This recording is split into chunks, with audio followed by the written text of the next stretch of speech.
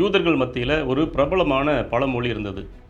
தன்னை சுத்திகரிப்பதற்கு அதிகமான தண்ணீரை செலவழிப்பவன் அதிகமான செல்வத்தை சேர்ப்பான் என்று. யூதர்கள் பொதுவாகவே தங்களை சுத்திகரிப்பதற்கென்று அதிக தண்ணீரை செலவு செய்வார்கள். அதை பழமொழியாகவும் வைத்தார்கள். தன்னை சுத்திகரிப்பதற்கு அதிக தண்ணீரை செலவு செய்கிறவன் அதிகமான செல்வங்களை சேர்ப்பான் என்று. இப்படி யூதர்கள் தங்களுடைய முன்னோர்களுடைய பாரம்பரியமான காரியங்களுக்கு முன்னுரிமை கொடுத்து தங்களை அடிக்கடி சுத்தம் செய்து கொள்வார்கள். இதன் அடிப்படையிலே தான் தங்களை சுத்திகரிக்கும் முறைமையின்படியே 6 கற்சாடிகள் கானாவூர் திருமண வீட்டில் வைக்கப்பட்டிருந்தது அப்படிங்கிறத நம்ம அறிந்திருக்கிறோம். அதில் ஊற்றப்பட்ட தண்ணீர் மூலமாக ஆண்டவராக இயேசு கிறிஸ்து தம்முடைய முதலாம் அற்புதத்தை செய்தார் என்பதையும் நம்ம பார்க்கிறோம். நம்முடைய தமிழ் மொழியில் ஏராளமான பழமொழிகள் உண்டு. ஊரார் பிள்ளையை ஊட்டி வளர்த்தால் தன் பிள்ளை தானே வளருவான். குயில் குஞ்சுகளை காகம் தன்னுடைய கூட்டிலே வைத்து வளர்க்கிறது பாருங்க, அதற்கு அழகாக இந்த பழமொழி பொருந்தி போகும். பரிசுத்த வேதாகமத்தில் எபிரேய மொழியிலையும் கிரேக்க மொழியிலையும் எழுதப்பட்ட அந்த ஏற்பாடுகளில் நிறைய பழமொழிகள் உண்டு. அந்த பழமொழிகளை அவ்வப்போது மக்கள் பயன்படுத்தி வருவாங்க. ஏற்ற காலத்திலே மிகச்சரியாக சொல்லப்படுகிற பழமொழி ஏராளமான அர்த்தங்களை கொண்டு வந்துடும். பழமொழி என்பது மிக சுருக்கமாக மிக சிறியதாக இருந்தாலும் அது ஏராளமான பொருளை அந்த குறிப்பிட்ட நேரத்தில் கொடுக்கத்தக்க வார்த்தைகளாக அது அமைந்து விடுகிறது. பழமொழிகள் என்பது இந்த யூதர்களுடைய வாழ்விலே பிரிக்கக்கூடாத ஒன்றாக இருந்து வந்தது. அதை பரிசுத்த வேதாகமத்தில் பார்க்கலாம். உபாகமம் 28:37 கர்த்தர் உன்னை கொண்டு போய்விடும் எல்லா ஜனங்களுக்குள்ளும் பிரமிப்பும் பழமொழியும் பரியாச சொல்லுமாவா என்பது ஒரு சாபமான வார்த்தையாக இருந்தது. யோபு 17:6 வாசிக்கிறோம், ஜனங்களுக்குள்ளே அவர் என்னை பழமொழியாக வைத்தார், அவர்கள் முகத்துக்கு முன் நான் அருவருப்பானேன் என்று சொல்லுகிறார். நீதிமொழிகள் 26:9 சொல்லுகிறது, மூடன் வாயில் அகப்பட்ட பழமொழி வெறியன் கையிலே அகப்பட்ட முள்ளு என்று சொல்லுகிறது. ஒரு குடிகாரனுடைய கைகளிலே முள் கிடைத்தால் அவன் என்ன செய்வான்? தன்னையும் காயப்படுத்துவான், பிறரையும் காயப்படுத்துவான். அதுபோல முட்டாளுடைய வாயிலே அகப்படுகிற பழமொழியானது அப்படித்தான் தேவையில்லாத காரியங்களை செய்துவிடும் என்று பரிசுத்த வேதம் நம்மை எச்சரிக்கிறது. அப்போ பழமொழி ஆனாலும் சரி, நாம் ஏற்ற வேளையிலே மிகச்சரியாக ஞானமாக பயன்படுத்தினால் அது ஆழமான அர்த்தத்தையும் பொருளையும் நம்முடைய வாழ்வில் அது உண்டாக்கும் என்பது நிச்சயம். பரிசுத்த வேதாகமத்தில் இப்படி அநேக பழமொழிகள் சொல்லப்பட்டிருக்கின்றன. அதில் ஒரு சில பழமொழிகளை தான் நாம் இன்றைக்கு இந்த பதிவில் பார்க்க போகிறோம்.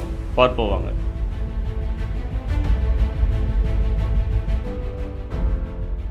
1 சாமுவேல் 10:12 இப்படி சொல்லுகிறது, சவுலும் தீர்க்கதரிசிகளில் ஒருவனோ என்பது பழமொழி ஆயிற்று. சவுலை பற்றி முன்பு அறிந்த அநேக மனிதர்கள் இப்பொழுது சவுலை பார்க்கிறார்கள். சவுல் தீர்க்க தரிசனம் சொல்லி கொண்டிருக்கிறார். அப்போ சவுளுடைய முந்தைய வாழ்க்கைக்கும் இந்த காரியத்துக்கும் சம்பந்தமே இல்லையே அப்படிங்கிறது அவங்களுடைய எண்ணமாக இருந்தது. சவுலும் தீர்க்கதரிசிகளில் ஒருவனோ என்று ஒரு பழமொழியே அன்றைக்கு உருவாயிற்று.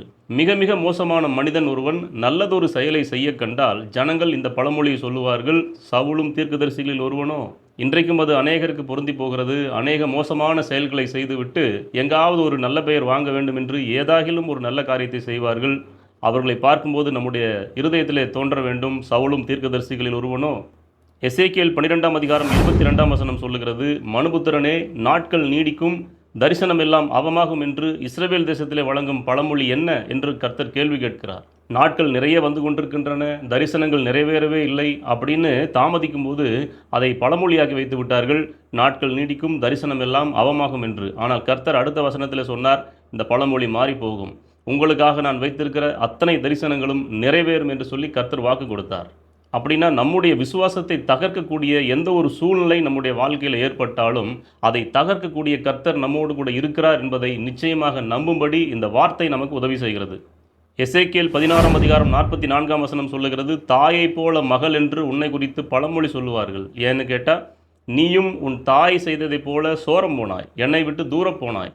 இந்த காரியத்தை, இந்த பழமொழியை தேவனே ஏற்படுத்தி வைக்கிறார். தமிழில் ஒரு பழமொழி இருக்குது, தாயை போல பிள்ளை, நூலை போல சேலை.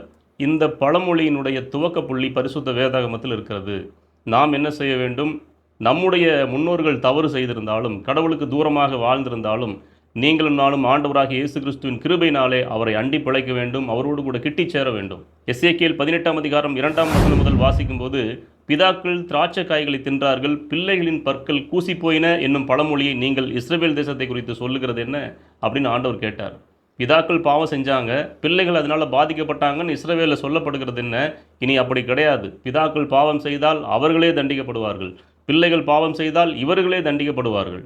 அவருடைய வாழ்வுக்கு அவரவரே பொறுப்பு என்று ஆண்டவராகிய தேவன் சொல்லிக் கொடுத்தார். இப்படியெல்லாம் நம்ம பழைய ஏற்பாட்டில் அநேக பழமொழிகளை பார்க்க முடியும். அப்படியே புதிய ஏற்பாட்டுக்கு வந்தால் ஆண்டவராகிய இயேசு கிறிஸ்து தம்முடைய வாழ்நாளிலே அநேகர் பயன்படுத்தின பழமொழியை தம்முடைய உபதேசத்திலே அழகாக பயன்படுத்தினார். மத்தேயு 7:16 அவர்களுடைய கனிகளினாலே அவர்களை அறிவீர்கள். முட்செடிகளில் திராட்சை பழங்களையும் முட்பூண்டுகளில் அத்திப்பழங்களையும் பறிக்கிறார்களா? அப்போது எந்த மரம் எந்த கனிக்குரியதோ அந்த மரம் அந்த கனியை தான் கொடுக்கும் என்று ஆண்டவராக இயேசு கிறிஸ்து அந்த பழமொழியை பயன்படுத்தி சொல்லிக் கொடுத்தார்.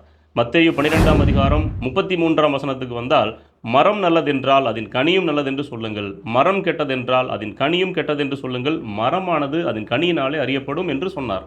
இதுவும் அந்த காலத்தில் வழங்கப்பட்ட ஒரு பழமொழி. அதன் வழியாக மரம் எப்படிப்பட்டதோ கனியும் அப்படிப்பட்டது தான், கனிகளாலே அவர்களை அறிவீர்கள் என்று அழகாக சொல்லிக் கொடுத்தார். லூக்கா 4ஆம் அதிகாரம் 23ஆம் வசனத்துக்கு வந்தால், வைத்தியனே உன்னைத்தானே குணமாக்கிக்கொள் என்கிற பழமொழியை ஆண்டவராக இயேசு கிறிஸ்து சொன்னார். கர்த்தருடைய ஊழியத்தை செய்கிற ஒரு மனிதன் சில வேளைகளிலே தன்னைத்தானே தேற்றிக்கொள்ள வேண்டியது அவசியமாக இருக்கிறது. இது அந்த பழமொழி உணர்த்துகிற ஒரு முக்கியமான கருத்தாக இருக்கிறது. லூக்கா 4ஆம் அதிகாரம் 24ஆம் வசனத்தில் ஆண்டவராக இயேசு கிறிஸ்து சொன்னார், ஆனாலும் தீர்க்கதரிசி ஒருவனும் தன் ஊரிலே அங்கீகரிக்கப்பட மாட்டான் என்று மெய்யாகவே உங்களுக்கு சொல்லுகிறேன். தீர்க்கதரிசி ஒருவனும் தன் ஊரிலே அங்கீகரிக்கப்பட மாட்டான் என்பது அன்றைய காலகட்டத்திலே வழங்கப்பட்ட ஒரு பழமொழியாக இருந்தது. சொந்த ஊரில் ஊழியம் செய்கிற ஒருவனுக்கு கனம் இருக்காது, மதிப்பு இருக்காது, அதை யாரும் கேட்கவும் மாட்டாங்க. ஆண்டவராக இயேசு கிறிஸ்து தாம் வளர்ந்த ஊரிலே சில காரியங்களை சொல்லும்போது அவர்கள் அதை நம்பவில்லை, விசுவாசிக்கவில்லை. ஆகவே இந்த பழமொழியை சொல்லி போதித்தார். இப்படி ஆண்டவராக இயேசு கிறிஸ்து தம்முடைய பிரசங்கத்திலே போதனைகளிலே அன்றைய காலகட்டத்திலே பயன்படுத்தின அநேகம் பழமொழிகளை பயன்படுத்தி பேசினார். ஆண்டவராகிய இயேசு கிறிஸ்துடைய சீஷர்களும் அதை பின்பற்றினாங்க. அப்போஸ்தலனாகிய பேதுரு ஒரு பழமொழியை சொல்கிறார் பாருங்க.